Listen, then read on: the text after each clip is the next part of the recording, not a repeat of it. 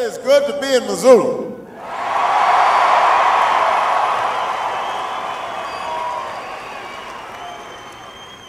You guys have a nice deal around here. I was driving around, flying around. This is some pretty country out here.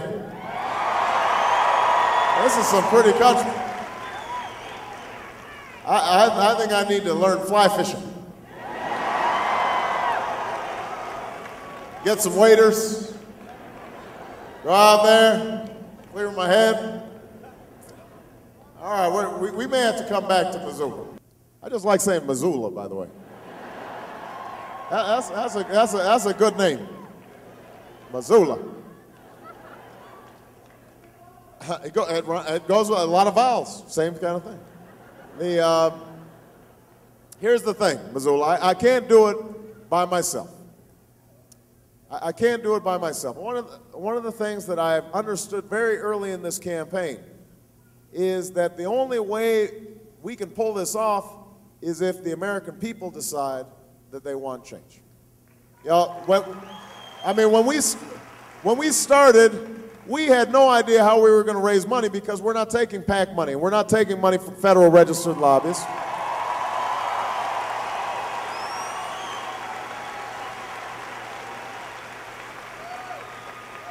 Because I wanted to be accountable to you. I didn't know if it would work, but it has, because we have over 1 million people writing $25, $30, $50 checks.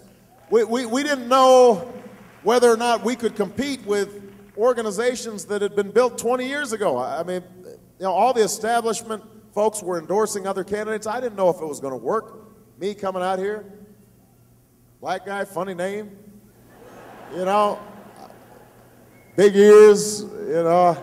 We didn't know how, but what we knew was if we were going to be able to compete, it would have to be a grassroots movement, that people would have to get organized and make it happen, and that's what's happened. That's why we've won twice as many states as the other candidate in this race, because of you.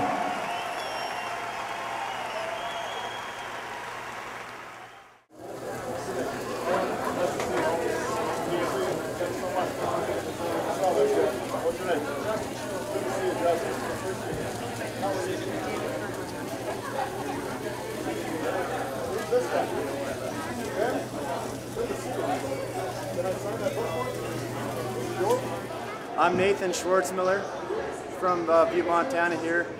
I'm a student at Montana Tech. I work here at the M&M as a bartender.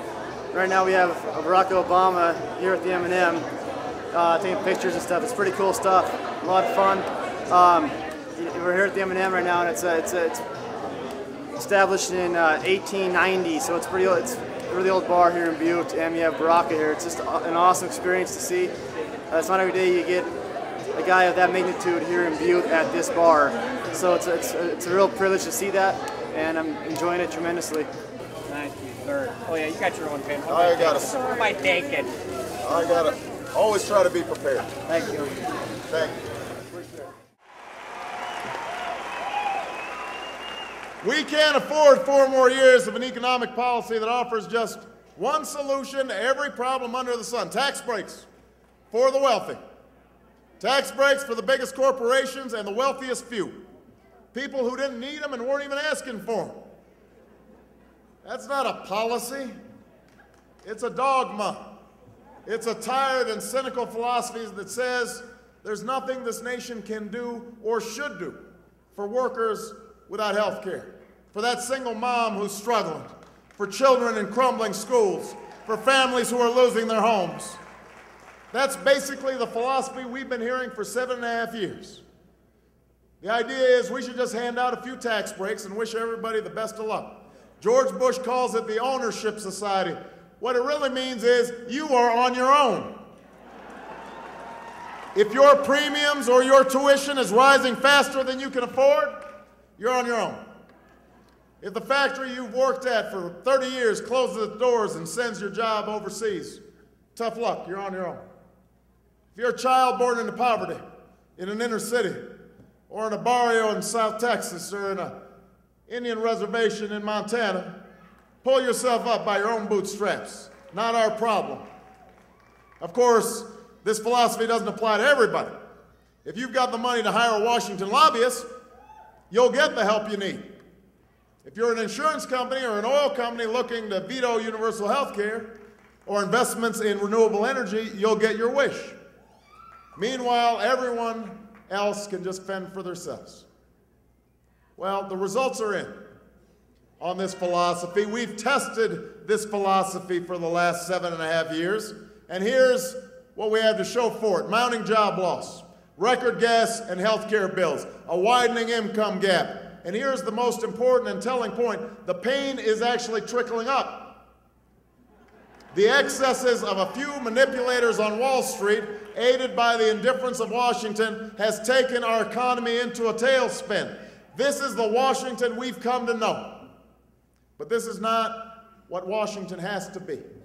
This is not the America we believe in. And that's why you're here tonight, because we're fighting for a different America, a better America. We want the old-fashioned values of America lifted back up. That's our fight. That's our struggle.